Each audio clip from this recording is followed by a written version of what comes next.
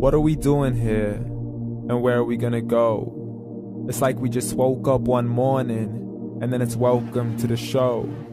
Don't ask any questions, just go with the flow. Make as much money as you can, and try your best not to get broke. Copy everything you see on the TV, from the hairstyles to the clothes, and don't think too often, just do exactly as you're told. And if you ever get confused, then just turn towards the alcohol. You'll still hear your thoughts, then just turn up the radio as you learn to live a lifestyle of drugs, sex, and rock and roll. But in all honesty, I just need to know, is there more to the cycle than growing and getting old? Living and dying just to leave behind a happy home and a whole lot of property that somebody else is going to own.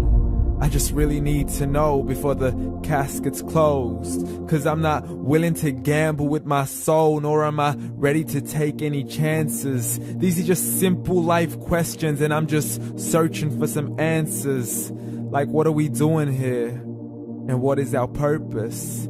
How did we get here, and who made us so perfect? And what happens once we go, or is this world all really worth it? Questions we don't answer because apparently we don't really have to. There's no purpose to this life and our existence is merely natural. Then in that case, please let me ask you, did you create yourself, or was it somebody else who had fashioned you? 'Cause you're a being that's impeccable, faultless and unparalleled. You're a product of supreme intelligence, and I'm merely being rational.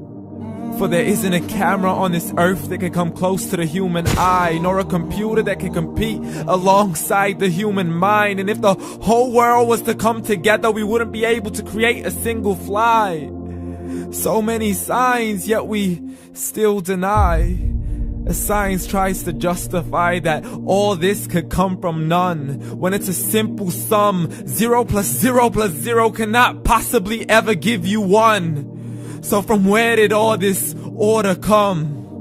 For everything has its origins, a maker, a creator of its own. I mean, the only reason you're watching this video is because somebody had to press upload.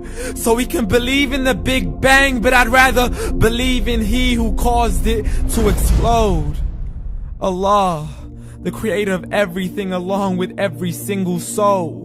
The ever-living, the master, the only one who is in control. Unlike his creation, beyond our imagination. And no, he's not a man, nor does he have any partners in association. He's on his own. And no, he did not ever leave us alone.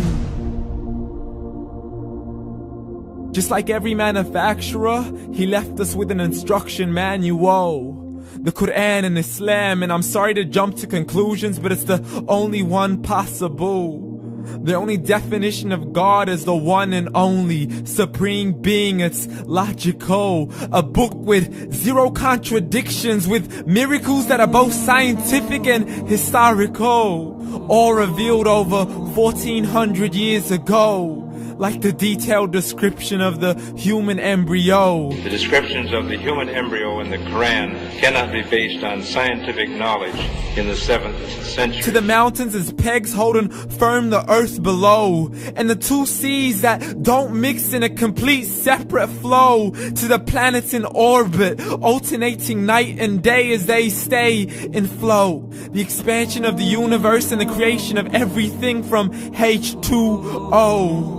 To the stories of the past and the preservation of Pharaoh. To identifying the lowest point in the land where Persia defeated Rome. The gushing fluid that created man in the glands between the ribs and the backbone. And not a word has changed, it's still the same. So please explain how all this was known over 1400 years ago. To a man who couldn't read or write, as he would recite whatever the angels spoke. And if you still don't believe, please try to come up with something that's even close. But you can't, so we took God as a mockery and his messengers as a joke. Muhammad could not read or write. How's somebody who can't read or write gonna start a religion? Dismiss his scriptures as legends and tales of the ancient folk, as we live life according to our whims, desires, and hopes. saying this life is the only home we will ever know. We will live then die, then simply turn to bones. YOLO!